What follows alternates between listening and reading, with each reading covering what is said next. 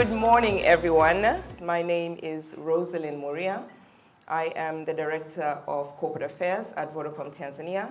But here today I stand representing the Association of Mobile Network Operators in Tanzania, also known as TAMNOA. Today's agenda is all about digitization, and we are discussing Tanzania's digital transformation journey and what that means and how it translates to socio-economic advancements in our country. So in terms of what we're going to go through today, we will discuss what is Fourth Industrial Revolution. We're going to imagine the possibilities together. This is what the video was meant to deliver, but we shall perhaps address that towards the end. We're also going to look at the building blocks of the Fourth Industrial Revolution and the digitization journey in Tanzania, and have a look at what track we're on as a country. But we're also going to connect our track to the bigger picture, looking at what Africa is aspiring where digitization is concerned. And inevitably, we will go into the socioeconomic benefits and look at the use cases there and understand what does digitization, what does this transformation really mean in our socioeconomic aspects.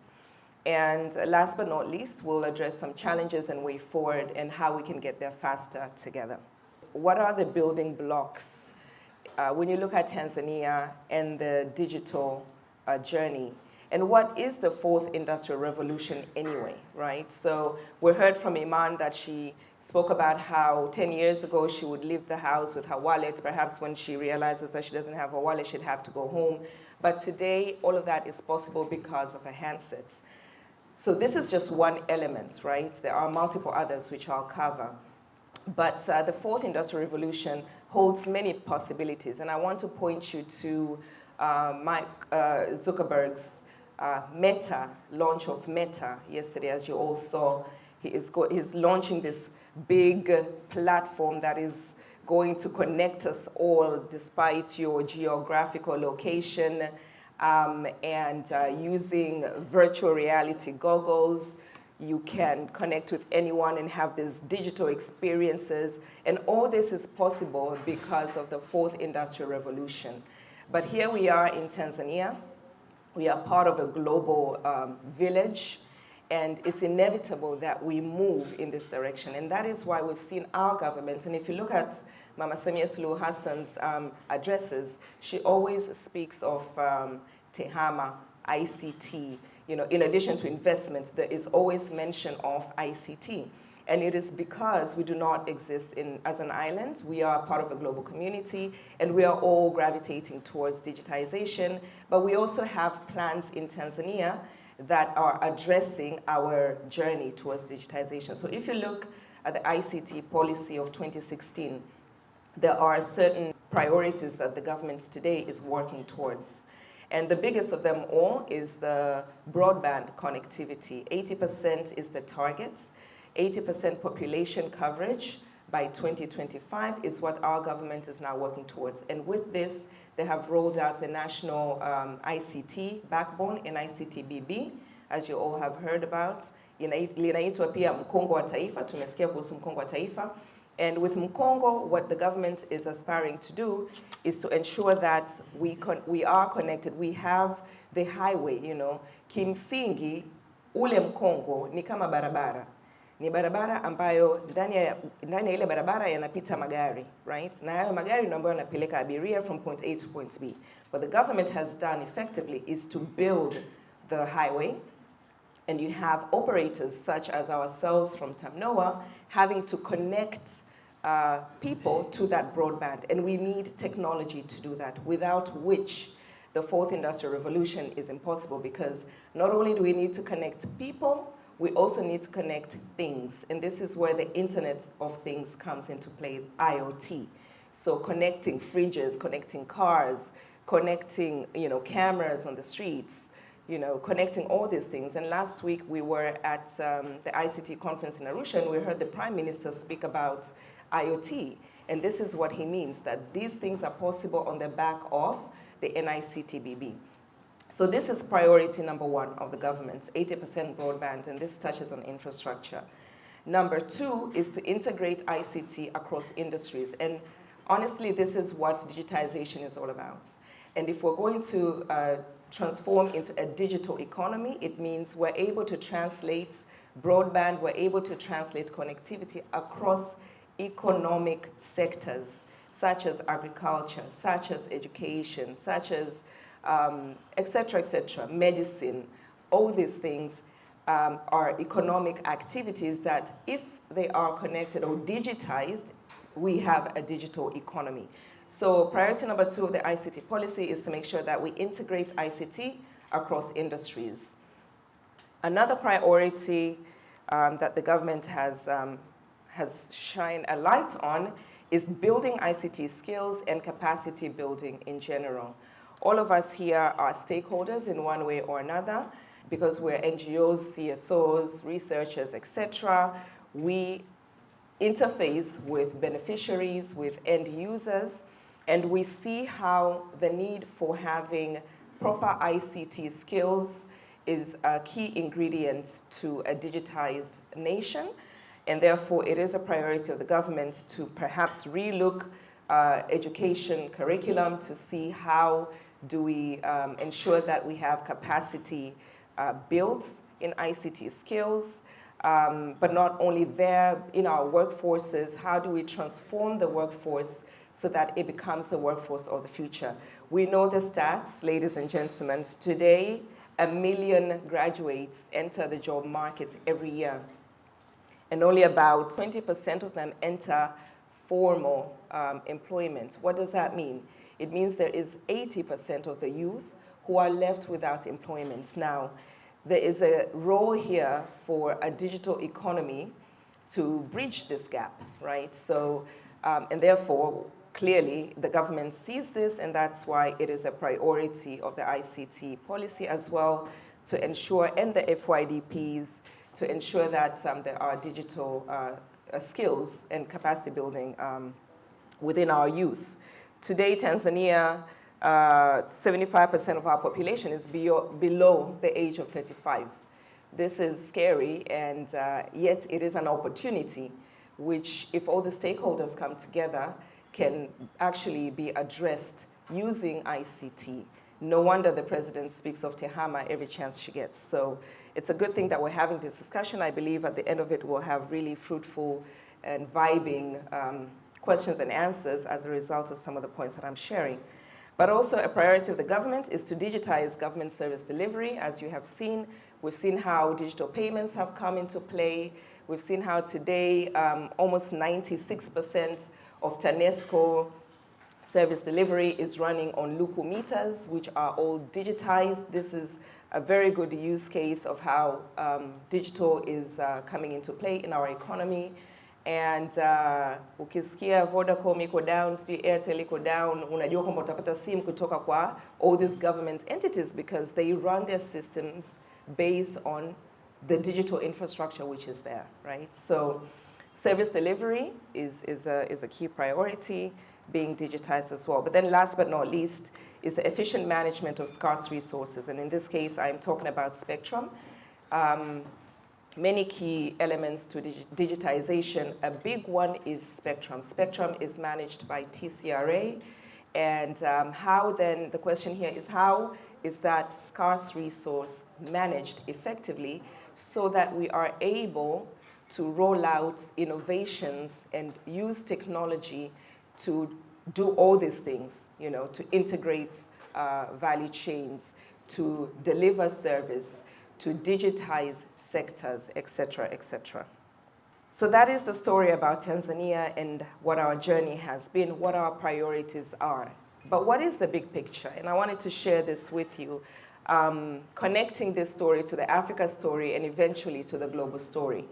So if you look at our ambitions as a continent, Africa digital ambitions, we're looking to create an integrated and inclusive society and an economy that improves the quality of life for its citizens. It is no different than what we're trying to achieve in Tanzania. You heard Iman touch on the ambitions within the FYDP.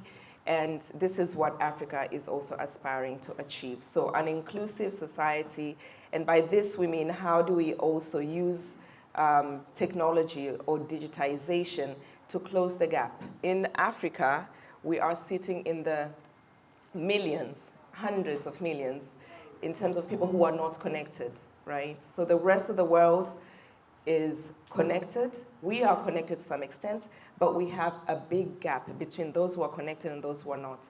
And if we do not address the digital divide, it means a lot more people will be left behind, and therefore it is upon us to make sure that everyone in their space where you're planted, you do what you have to do, whether you're a policymaker, whether you're a service delivery person, whether you're an innovator. How do you ensure that that divide is closed so that we actually achieve an inclusive digital economy? But also as an ambition, digital ambition for Africa, we're looking to invest in digital infrastructure and ensure that we have a savvy workforce. We have platforms that work, and we have an ecosystem that encourages digital entrepreneurship. And we've seen this in Tanzania. Actually, today, Andrew was telling me that from here at 10 o'clock, I think, I hope we don't keep it that long, he's going to Sahara Sparks. And Sahara Sparks is one of the biggest hubs here in Tanzania. They've been operating, they're part of the ecosystem, innovation ecosystem, and this is how you see digital entrepreneurship coming into play. So you have the youth that are coming out of the education system looking for work, and they can be hosted in spaces like this, in safe harbors like this, where they get to express their creativity, their innovation, and develop their entrepreneurial ambitions just because there is an ecosystem that is encouraged. So this is the Africa story, but indeed it is a Tanzania story, and I'm very proud to be living in these times because this transformation is happening now, it's happening in Tanzania. The fact that we're having these discussions, it means it's actually of importance to many of us. But the digital divide is widening, and hence the question of inclusivity. We are lagging behind as a nation, as a continent, because of many things around internet penetration, the quality and affordability of either devices or the technologies themselves. These are things that are hindering the inclusivity.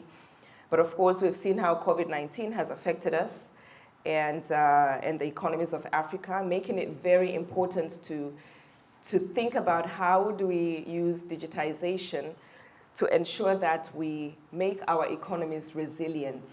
And there are ways and means to do so, but we need to come around the table and have real discussions around how do we do this together. But also, if we are not careful and the digital divide continues to thrive, we can be sure that there will be social and economic inequalities, not only in Tanzania, but in Africa. Hence, these discussions are pertinent to be held. Again, like I mentioned, with Sahara Sparks as an example, we have the youth driving the digital transformation agenda. And kudos to all the youth in the room that are part of the transformation. But I'm sure if we did a quick poll in here, sisi ambao tumezidi miaka 40 tuko wachache. Below 35, if I ask by show of hands, put your hands up, many of you are below 35, and you are the guys that are driving the transformation of digital in Tanzania. And where we are going with the 4IR, it is the youth, because like Iman said, your niece, was it? Your nephew has learned how to speak another language, to speak English, off of YouTube. I could never have imagined this being a reality during my days, right? And today, my sons, watakaa kwenye computer, they've already figured out this and that and the fourth.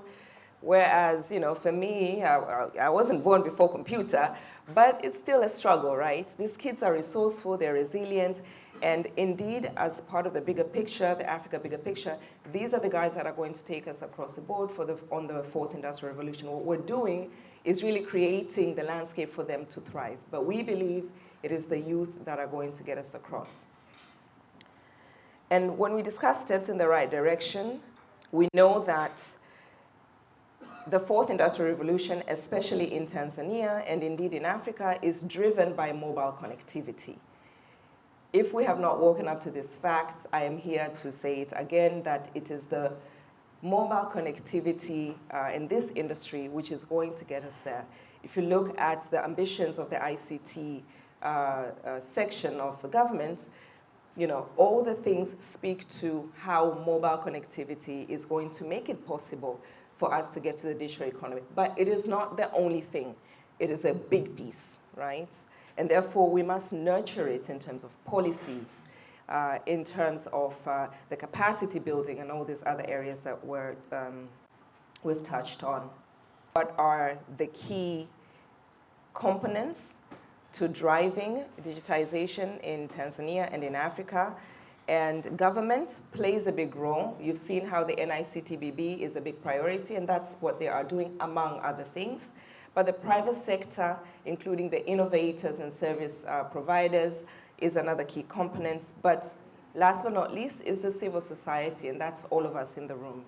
We all have a key to play, a key role to play in making sure that we were part of the bigger picture and we deliver into our areas so that we can all thrive together.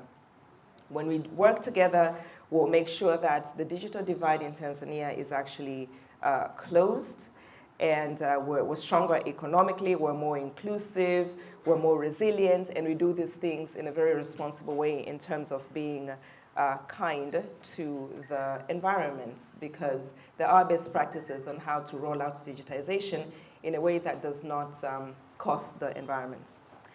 The journey in Tanzania, like I alluded to earlier, has been predominantly driven by mobile connectivity. If you look back in 2010, only 18.5% of the population was covered by network services.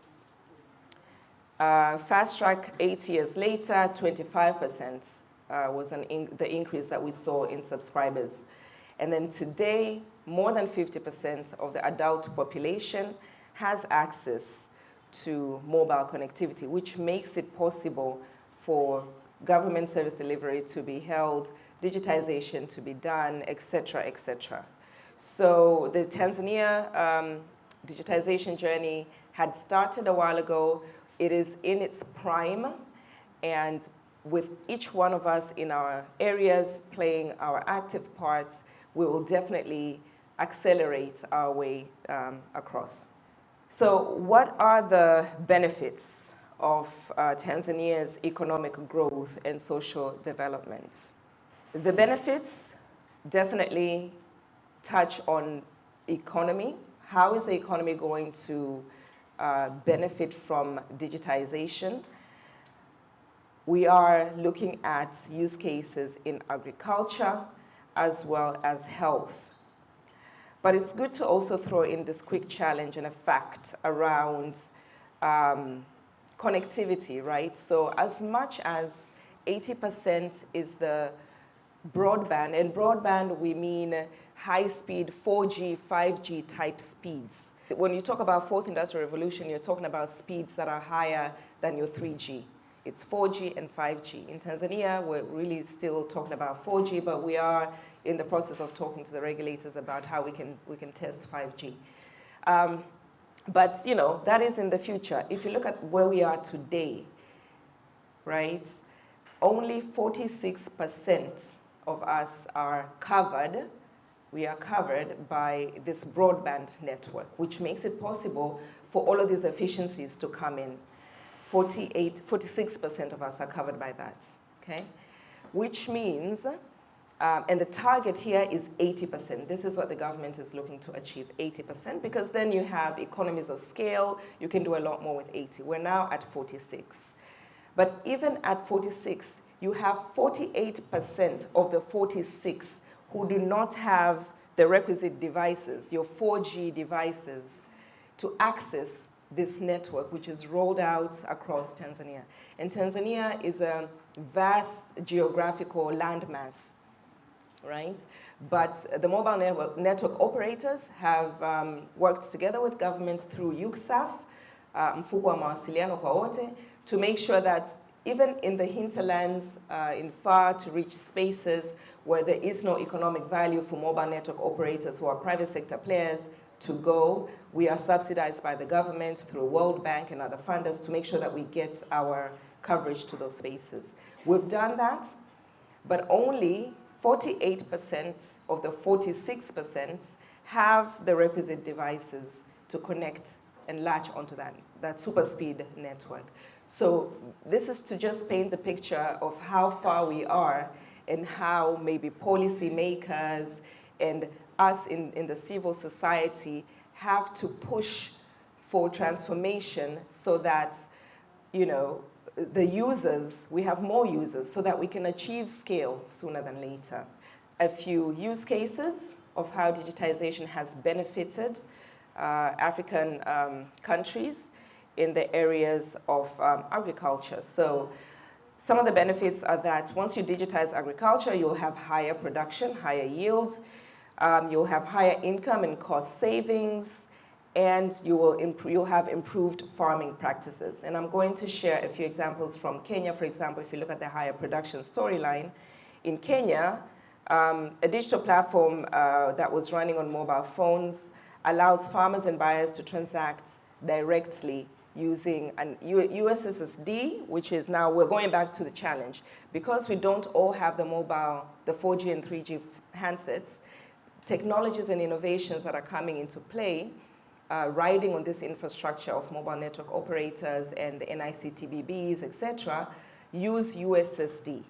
USSD is slow, but you know it still does the job. But if you want to achieve higher efficiency, you have to go up to the higher speeds and data networks like 4G and 5G, like I said earlier. But in Kenya, there you go, you have smallholder farmers that have increased their service delivery, and there's a quantum here quoted that they were able to see 7,007 Kenyan shilling improvement in their yield as a result of digitization. They were able to access markets using the digital platforms. They were able to understand the weather conditions. They were able to share information, and we do have such systems in Tanzania as well. But here I am quoting data from the GSMA, which is touching on Africa. But also in Tanzania, when it comes to higher income and cost savings, in agriculture, value-added services that were piloted saw 39% increase in income for farmers that were assessed in a certain pilots. Again, here they used USSD as well as IVR, which is your interactive voice response.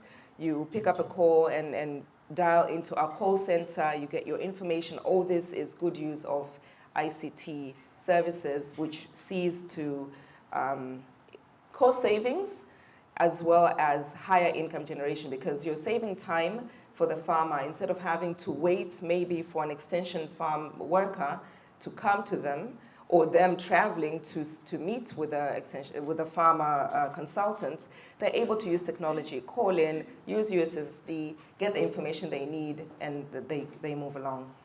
In Uganda, coffee farmers who used mobile money were found to receive 7% higher prices for the coffee than non-users on average, because they could reach buyers in high-value markets rather than selling to local traders, right? So this is how you see, again, how technology comes into play.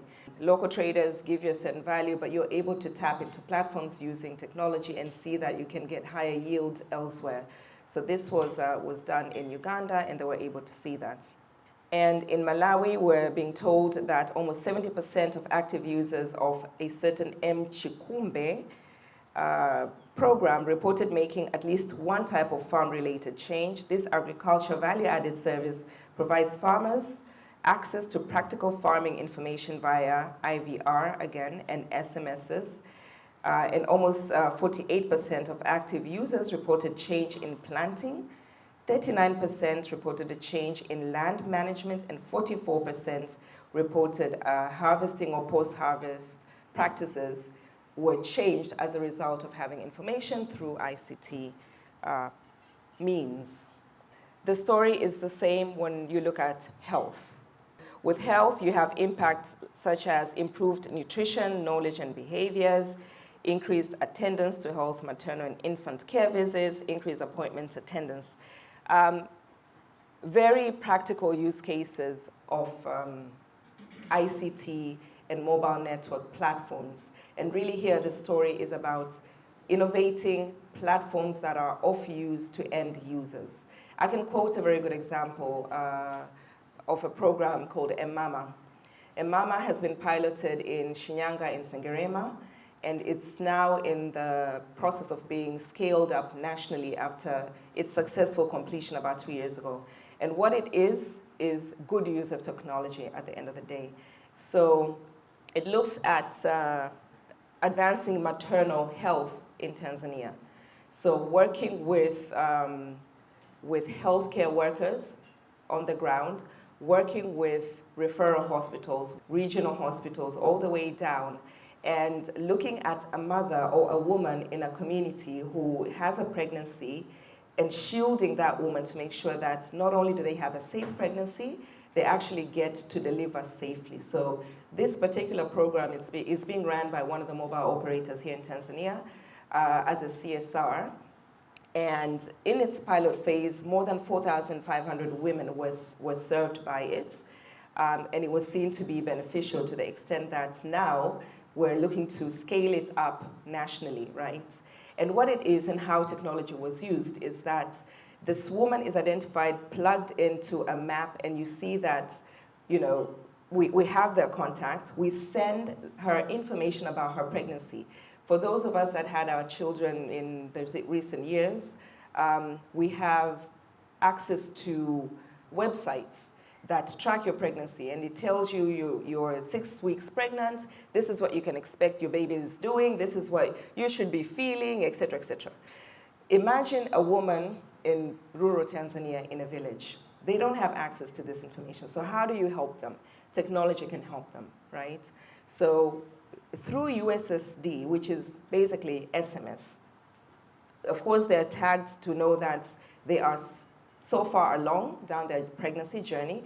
That information that you and I find on pregnancy.com is sent to them, right? Kwamba mama leo una wiki sita, hali yako labda iko hivi, mtoto wako yuko vile, anapelekewa information. You need to eat this and this, maybe increase your folic acid intake, etc., etc. This is how technology can be used in the villages. And it's happening, it has happened, it's helping save lives.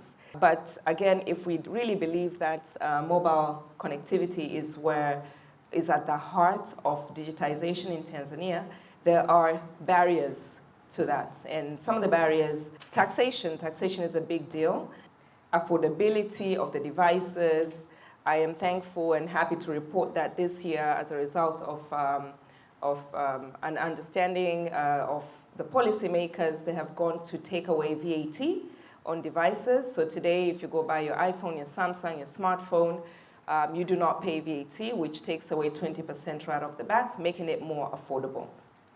This was not the case up until recently with the latest Finance Act of 2021. But then there are still other aspects of affordability, right? And here we understand that the government is also looking to put up a plant. So if we can manufacture our own handsets, it will make it a lot more cheaper for people to own handsets and therefore widen that access and to devices that help them connect.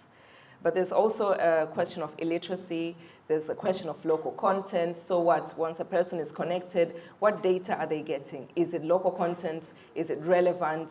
Are innovators innovating in the space where mimi kama Mswahili naweza nikaingia kwenye simu na tafuta information fulani naipata katika language ambayo mimi naielewa, right? So it doesn't make sense that everything is in English, for example, you know, et cetera, et cetera. So these things, so then that's why I'm saying we all have to work together and innovate in our spaces. In Tanzania, compared to Sub-Saharan Africa, compared to Middle East and other areas, the very first graph there that you're looking at is the burden of taxation in Tanzania, okay? What does this mean? What does it mean? It means when you buy your voucher for 100 shillings, for example, 34% of that, 34 shillings goes straight to the taxman, right? So you're left with what? What is 100 minus 34?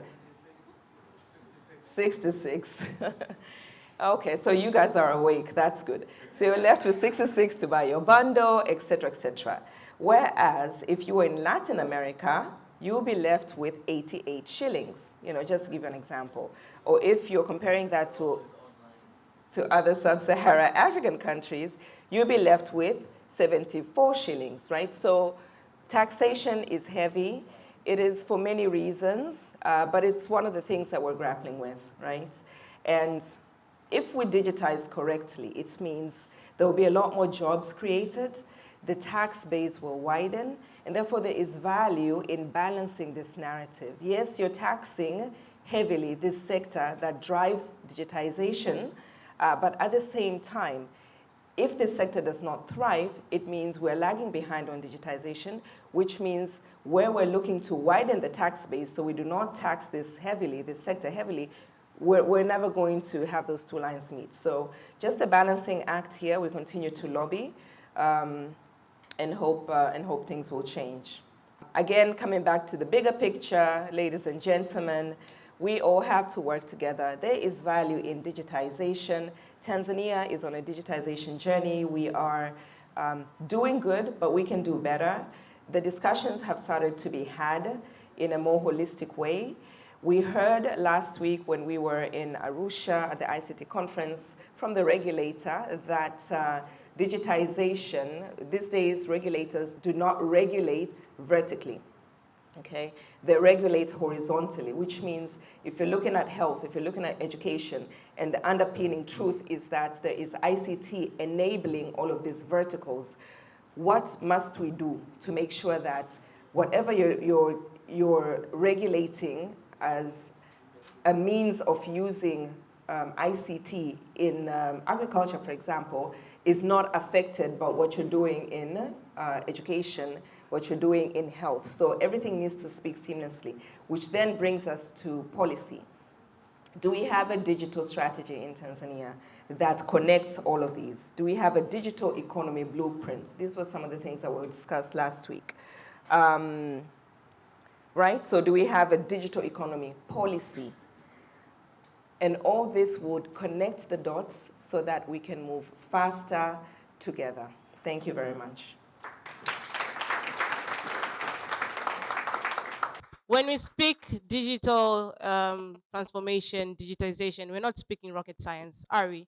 This is our day-to-day lives. This is when your mobile network is not working and you really need to make a transfer for school fees or pay for something. This is our day-to-day life.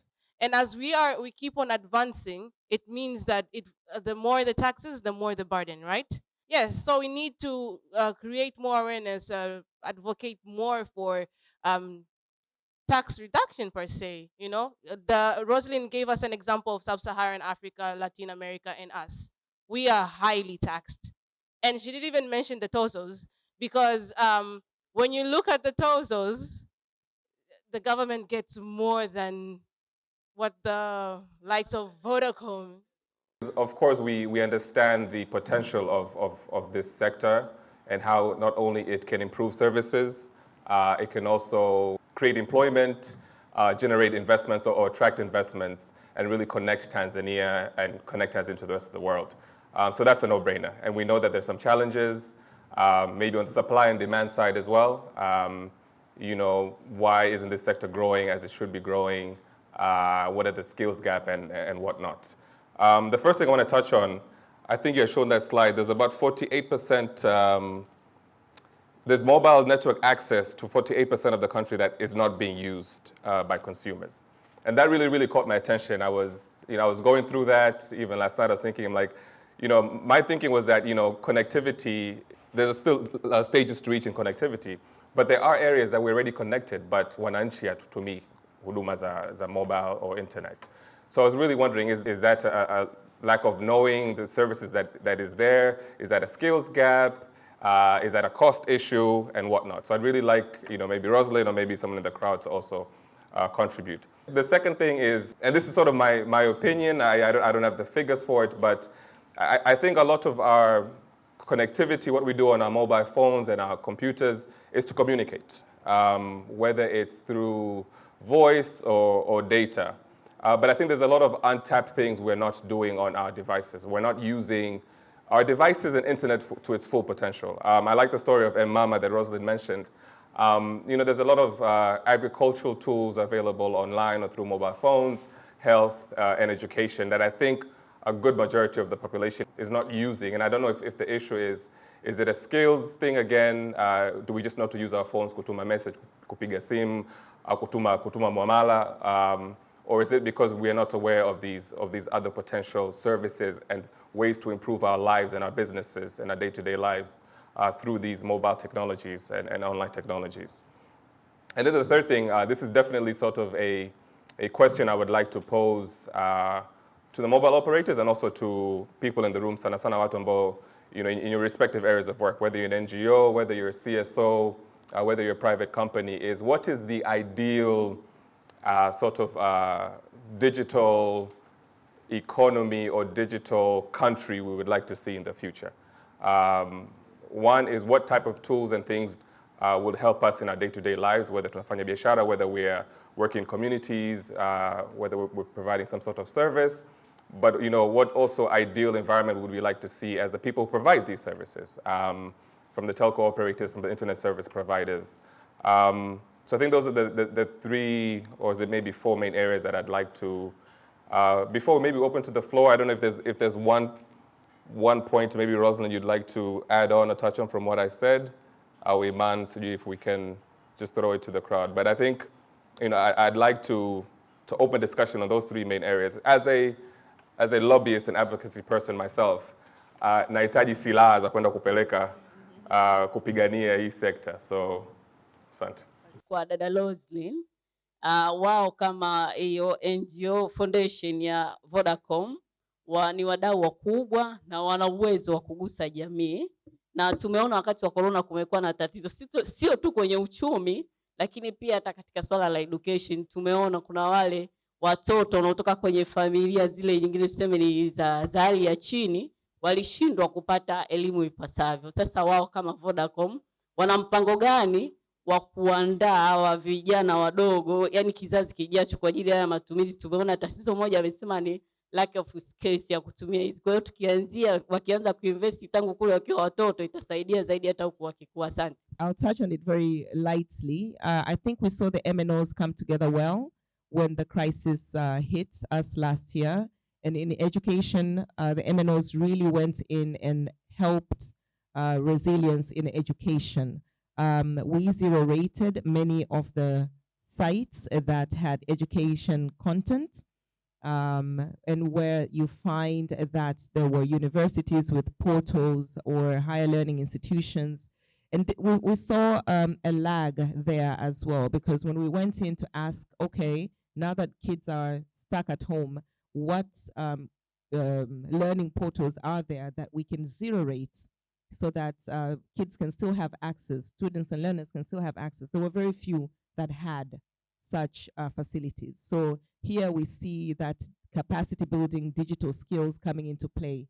If all our universities, if all our high schools had content that is sitting in the cloud somewhere, when the crisis hit and when MNOs went in to say we want to help, we would have been flooded. We should have been flooded with requests to zero-rate this portal and that site and the third site, but there were not many. And we started seeing agencies of the government moving to digitizing educational content. As a Vodacom Foundation, we do have a platform called Ifaham. Ifahamu is an online portal that has free to access content for children all the way from primary school to secondary school. The content is mainly global, so Khan Academy type content, but it touches on all your STEM subjects, arts, and now we're digitizing content for even smaller, younger learners, and we're working with TIE, which is the Tanzania Institute of Education, to ensure that there is readily accessible digital content. So once we have this content from the government agencies, we put it on our portal. With your phone, with your tablet, you can access it for free. So this is what MNOs are doing in that space to do so. Life is at your fingertips, but only if you can afford it. The data you shared is encouraging. However, I'm wondering, with all this push from the government, how much is the government prioritizing the skills building part?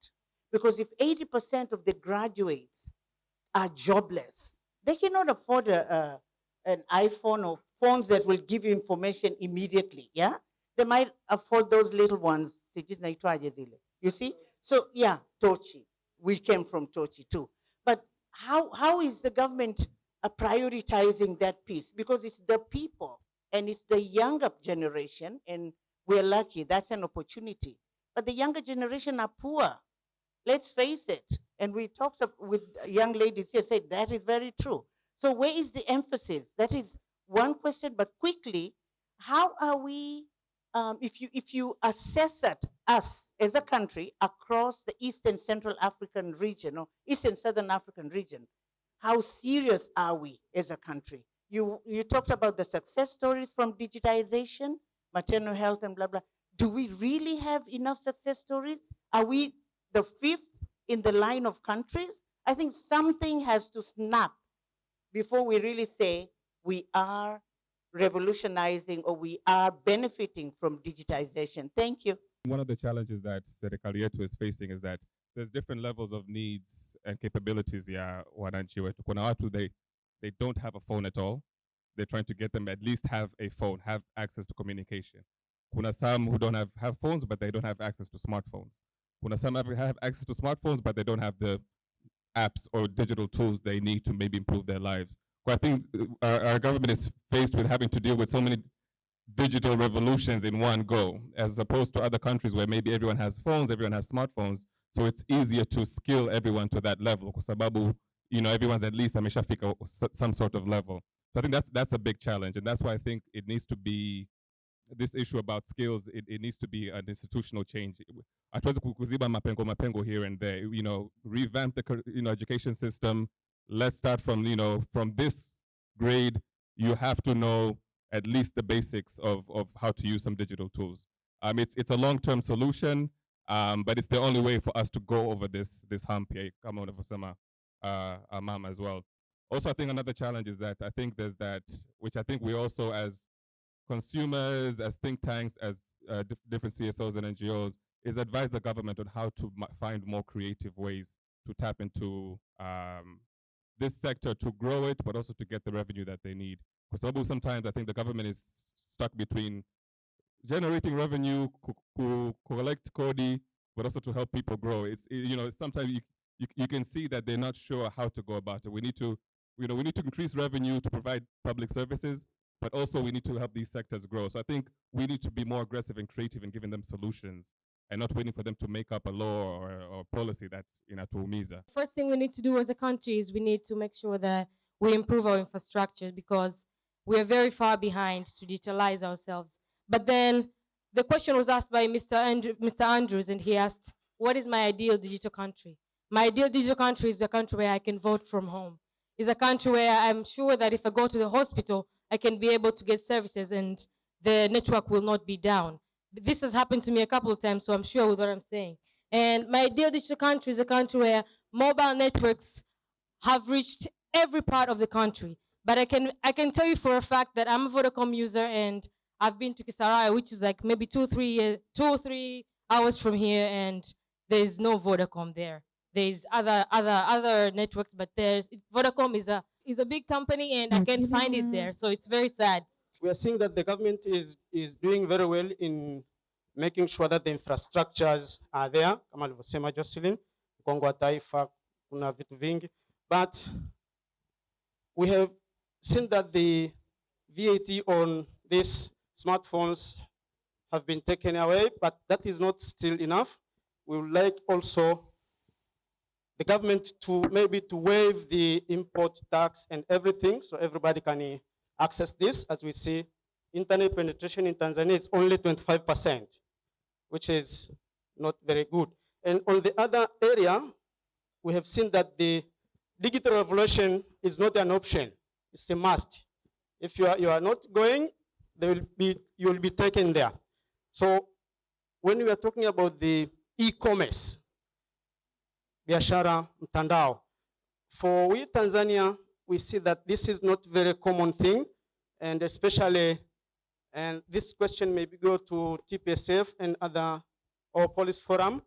Do we have the e-commerce policy in place? Now, do we have the policy? How do we build the trust among users? How do I trust someone I meet on the internet and I can send my money, they bring the goods? Do we have an e-commerce policy? That's a very, very good question. I'm not sure, but what I do know is that currently there's an East African e-commerce policy, EAC e-commerce policy that's being developed by the EAC Secretariat. And I hope that we will reflect specific issues from Tanzania. But another thing from last week, we're in Arusha as well with Rosalynn at the ICT conference, is the government saying wako tayari to make a digital economy policy and a digital economy blueprint. And within that, and they're happy to sit down with people like ourselves, private sector, CSOs, consumer groups, to have consultation on what this policy and this blueprint should have. And e-commerce should take up a big chunk of that policy and blueprint. So there is, kuna processes are happening, but as far as the Tanzania e-commerce policy, I'm not too sure, but at least the government is ready to consult and to be advised on what exactly to put in these policies and blueprint. When we speak about the digitization, we think it's also only social media communications. I talk to you, talk to me, and that's it. But there's way beyond, far more beyond that.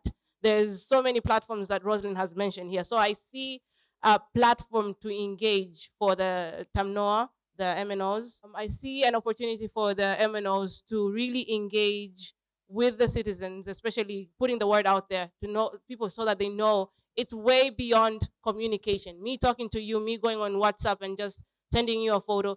There are platforms that actually help people. Maternal health. There are platforms like women, the menstrual calendars. These are things that you can download on your smartphone and you can use it.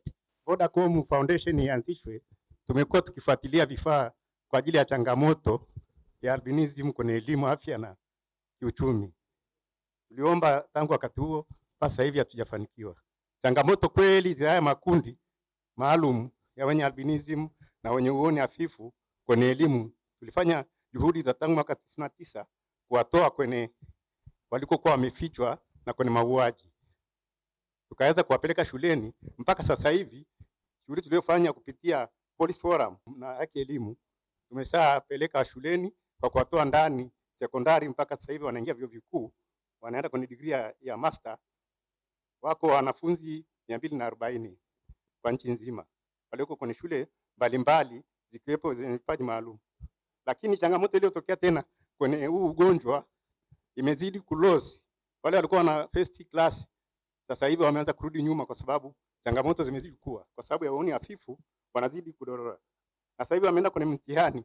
Kwa tuna ombi kwamba kama kuna uwezekano mtamuona Rosalynn binafsi aweze kunipa mawasiliano, maana yake ndio shule inayofanya hapa Dar es Salaam sasa hivi, ya kuwazungukia shuleni na kuangalia wamelosi vipi, ili kusudi wakienda form 5 waweze kwenda sambamba na hiyo elimu yao wanaitafuta kwa uchungu, kwa sababu wafadhili walitoa hela kwa kweli zimesimamiwa vizuri na wameenda zile shule na wamepasi vizuri na wanaendelea kupata hiyo elimu wasiona, na hawa wenye uoni hafifu ambao ni albinism na walemavu wengine mbalimbali.